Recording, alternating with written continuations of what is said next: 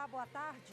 O Supremo Tribunal Federal decidiu afastar a possibilidade de cumprimento da pena antes do julgamento de todos os recursos. No entanto, a decisão não afasta a possibilidade de prisão antes do trânsito em julgado, desde que sejam preenchidos os requisitos do Código de Processo Penal para a prisão preventiva. Esse é o destaque do Jornal da Justiça de hoje, dedicado às decisões do plenário do Supremo Tribunal Federal em 2019. Vamos agora aos outros destaques. Supremo autoriza governo a rever a anistia de cabos da aeronáutica. O que houve com a saída desses cabos foi uma reestruturação funcional da carreira. Ministros decidem que réu delatado deve falar por último. E ainda, plenário decide manter a condenação do senador Assir Gurgax. O Ministério Público Federal denunciou Assir Gurgax de ter se apropriado de um empréstimo feito com o Banco da Amazônia.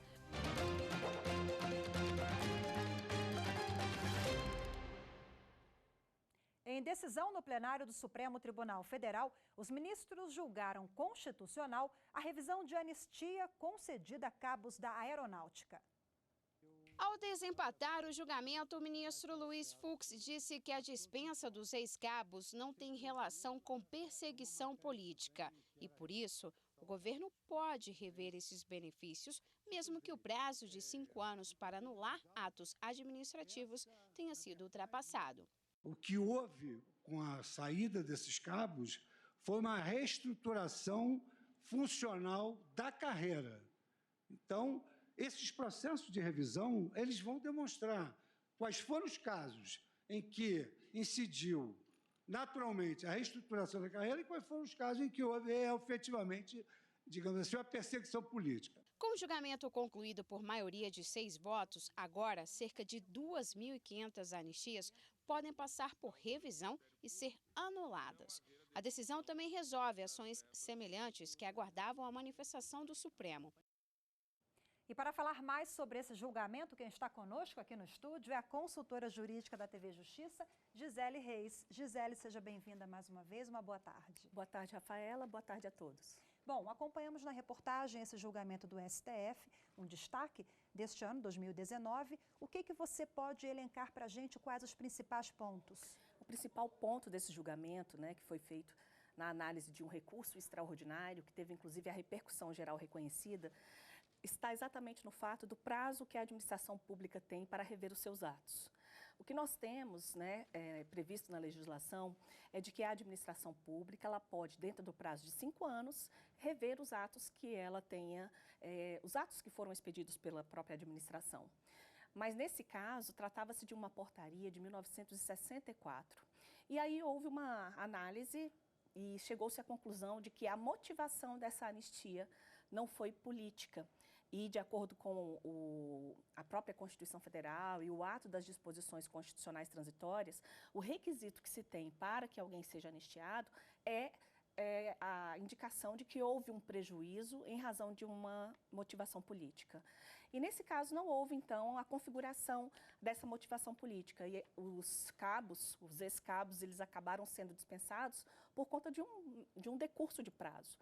Então, o Supremo Tribunal Federal entendeu que é constitucional essa revisão, ou seja, a própria administração pública ela pode anular. Por quê? Porque, neste caso, o ato de concessão da anistia foi feito desrespeitando-se aquilo que a Constituição Federal traz como previsão, ou seja, a anistia foi concedida sem motivação política.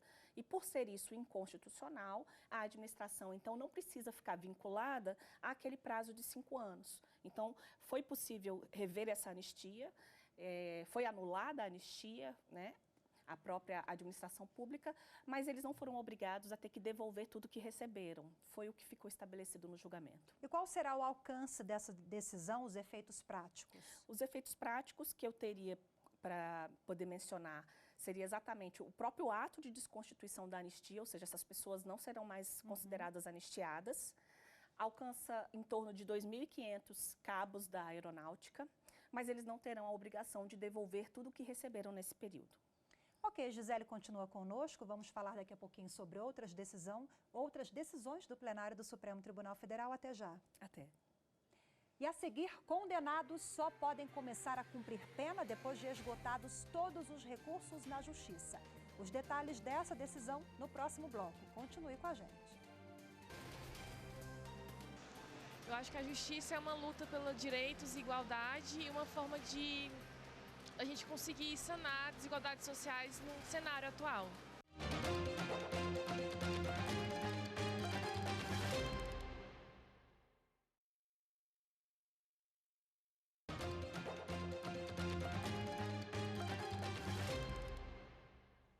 Um dos julgamentos mais esperados neste ano foi o que tratou da prisão após condenação em segunda instância. Os ministros decidiram afastar a possibilidade de cumprimento da pena antes do julgamento de todos os recursos. Com o placar de 5-5, o voto decisivo foi do presidente do Supremo Tribunal Federal, ministro Dias Toffoli. Ele chamou atenção para o fato de que essa era a primeira vez que a Corte analisava a validade do artigo 283 do Código de Processo Penal, que diz que uma pessoa só pode ser presa após o trânsito em julgado do processo, ou seja, quando não cabe mais nenhum recurso. O ministro também argumentou que o problema da impunidade não está na prisão ou não após condenação em segunda instância. Citou estatísticas, como, por exemplo, a que aponta que mais de 354 mil presos no país não foram sequer julgados. Se há combate à impunidade no Brasil, é em razão desse Supremo Tribunal Federal, do Parlamento brasileiro que aprovou essas normas e de quem as sancionou. E aqui, não há dúvida nenhuma, a vítima é a periferia, a vítima é o pobre, a vítima é o trabalhador. Isso é impunidade, isso é caos, porque esses assassinos estão à solta. Não tem condenação sequer de primeira instância, não tem sequer investigação. Os ministros Gilmar Mendes e Celso de Mello também votaram contrários ao cumprimento imediato da pena após confirmada a condenação em segunda instância. Ofende diretamente o princípio da presunção da não culpabilidade de que trata o artigo 5º, inciso 57 da Constituição. Desde esse primeiro paradigma, portanto, fica assentada a importância ou a possibilidade de que houvesse a prisão provisória a partir dessa decisão de primeiro ou segundo grau, desde que presentes os requisitos de prisão preventiva. Antes do julgamento definitivo, é possível, sim, restringir direitos do réu diante de tumulto processual, como destruição de provas, aliciamento de testemunhas, da reiteração de condutas delitivas ou de indício concreto de possibilidade de fuga. Fora disso, ele é inocente ou não culpado e, como tal, deveria ser tratado. A ministra Carmen Lúcia foi a única a votar a favor do cumprimento da pena logo após confirmada a condenação em segundo grau. O que impera não é a incerteza da pena, mas a certeza, ou pelo menos a crença da impunidade. E afirme-se que os que mais contam com essa certeza ou com essa crença não são os mais pobres, são aqueles que dispõem de meios para usar e até para abusar de todo um rebuscado e intrincado sistema recursal, de todos os meios para não precisar de responder pelo delito. Ao longo das 5 sessões, os ministros analisaram 3 ações do Conselho Federal da OAB, do Partido Comunista do Brasil e do Patriota, antigo Partido Ecológico Nacional. Agora, a decisão do Supremo deve ser adotada em todo o país. Bom, e nós voltamos a conversar com a nossa consultora jurídica da TV Justiça, Gisele Reis. Gisele, esse julgamento muito aguardado por toda a comunidade jurídica, pela sociedade também, com certeza, mas eu queria que você esclarecesse o alcance da decisão, porque na época muito se falou, né? Olha, todos os presos serão liberados em relação a essa questão da condenação em segunda instância, mas na prática não é bem assim, né? Eu quero que você esclareça, por favor. É isso mesmo, Rafaela, não foi bem assim, né? As pessoas se assustaram no primeiro momento, mas essa decisão, ela alcançava exatamente aquelas pessoas que no momento em que houve a sentença condenatória confirmada em segunda instância, ou a condenação em segunda instância, porque às vezes pode acontecer que na primeira instância tenha sido absolvido e tenha sido condenado na segunda instância. Em qualquer um desses 2 casos, o que se tinha antes é que a prisão seria automática. E o que se teve a partir da decisão do Supremo Tribunal Federal é que não.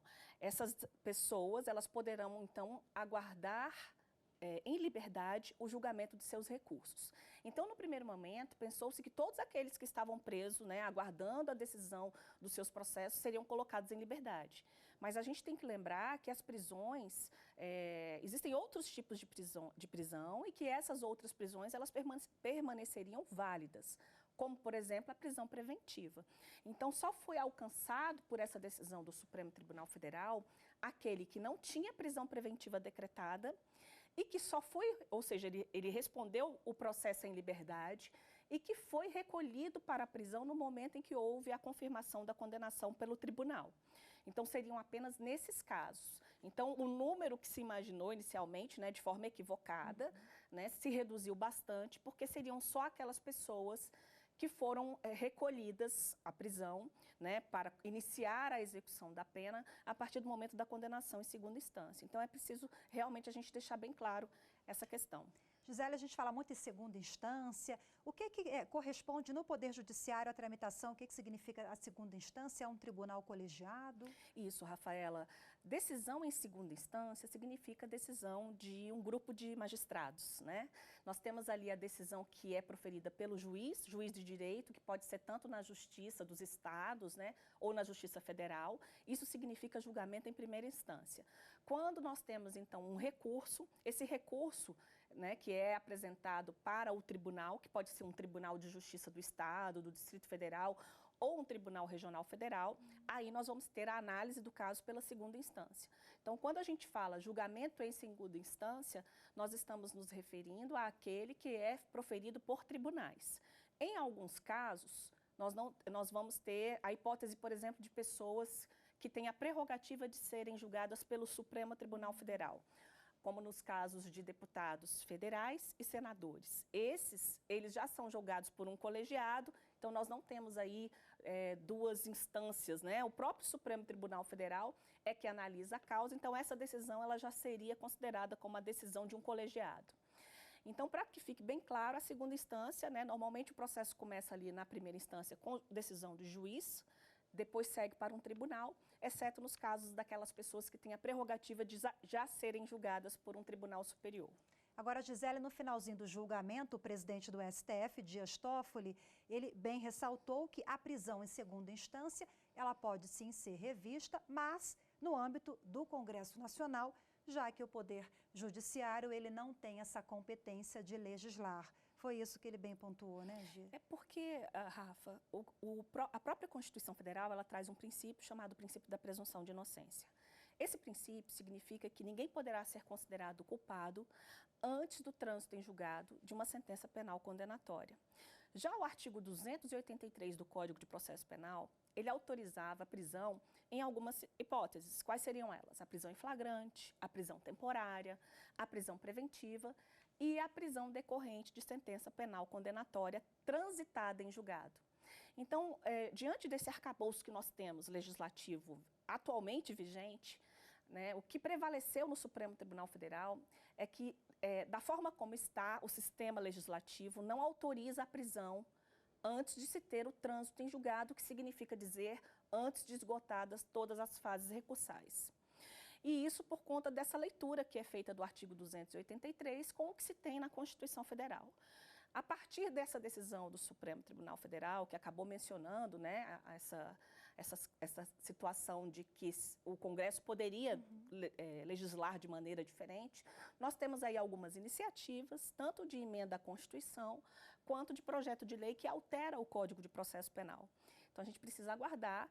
Realmente, com base na legislação atual, o Supremo julgou que a legislação interpretada à luz da Constituição só permite a prisão depois de esgotados todos os recursos, né, mudando o entendimento do Supremo, que era diferente em 2016.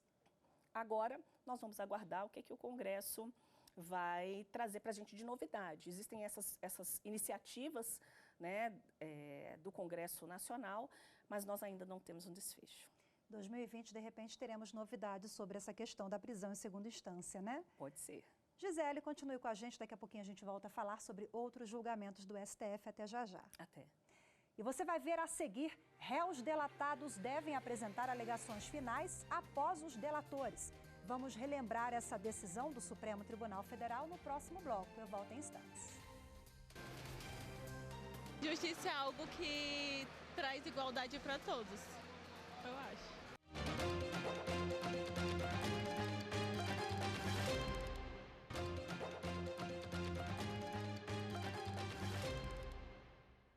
Estamos de volta com as principais decisões do plenário do Supremo Tribunal Federal neste ano.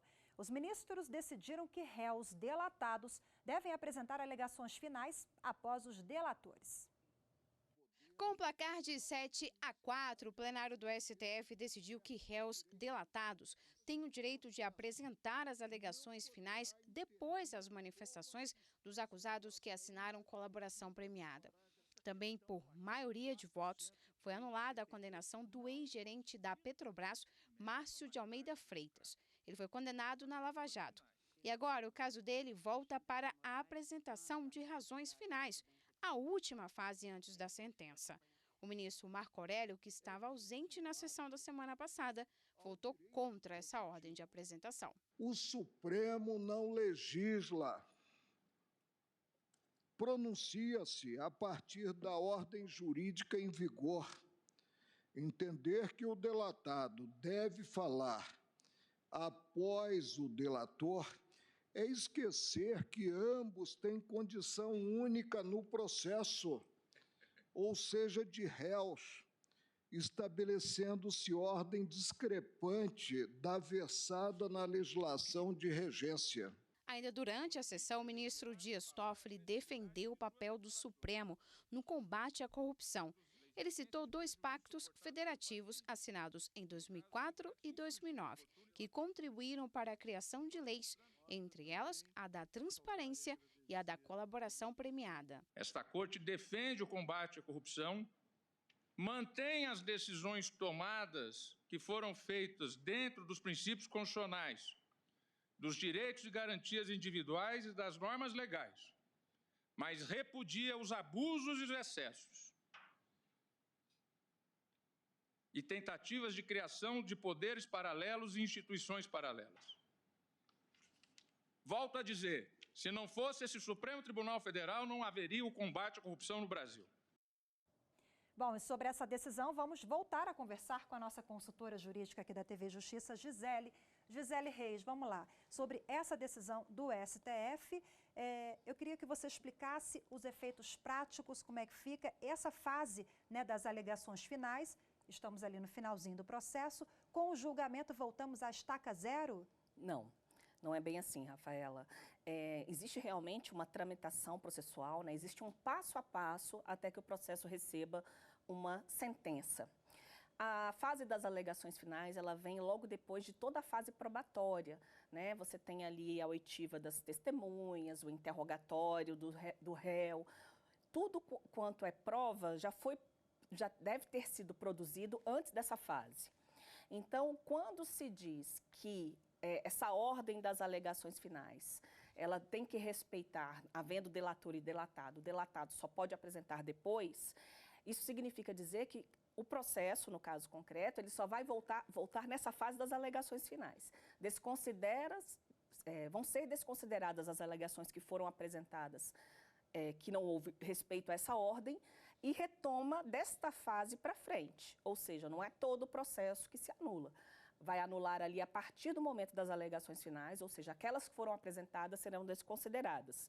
Haverá, então, prazo para nova apresentação das alegações finais, respeitando-se a decisão do Supremo. Eu te fiz essa primeira pergunta porque na época do julgamento se falou, a imprensa, enfim, a comunidade jurídica, muito se falou em relação a esse retorno, né? Volta a estaca zero ou não, então foi um ponto que é importante a gente esclarecer. Sim. Bom, Gi, delatores e delatados são réus. Qual que é a diferença entre eles em relação a esse trâmite, né? Essa sua pergunta é bem interessante, Rafaela, porque é exatamente isso, né? Quando a gente olha a relação processual, nós temos de um lado o Ministério Público, que acusa, do outro lado nós temos os réus. E delator e delatado estão na mesma posição de réus dentro da ação penal. Só que aquele que faz um acordo de delação premiada, ele se compromete, ele acaba confessando a sua participação no ilícito penal e ele se compromete a dar vários elementos para a elucidação daquele caso. E ao se comprometer a isso, é possível que ele acabe trazendo informações, de certa forma, acusando um outro corréu que esteja ali naquela ação penal. Então, embora os delatores e delatados estejam no mesmo lado da relação processual, o delator ele acaba fazendo uma acusação em relação ao corréu. Então, como o corréu, que é o delatado, ele pode sofrer um prejuízo em relação àquelas afirmações que estão sendo feitas por aquele que delatou, ele tem o direito, então, de se manifestar por último, porque ele tem que ter, para a sua defesa, para exercer o que a Constituição determina, né, como contraditório, a ampla defesa, ele precisa ter noção de tudo aquilo que tem no processo contra ele. Então, se a gente estabelece o mesmo prazo de apresentação das alegações finais, ele não vai saber o que o delator trouxe que irá prejudicá-lo.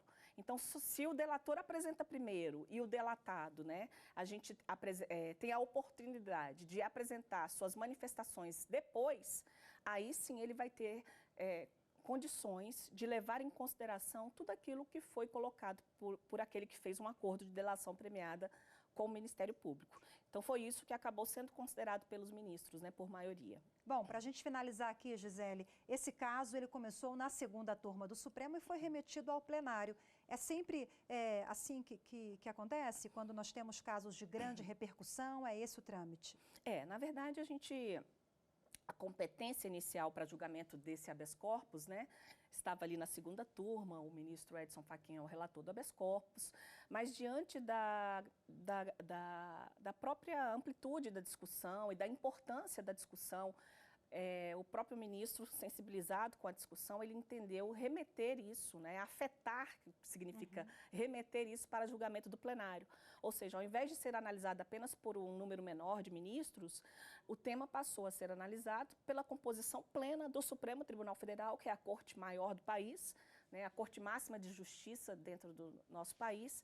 E aí esse tema, a partir dessa análise do plenário do Supremo Tribunal Federal, isso acaba gerando maior segurança jurídica.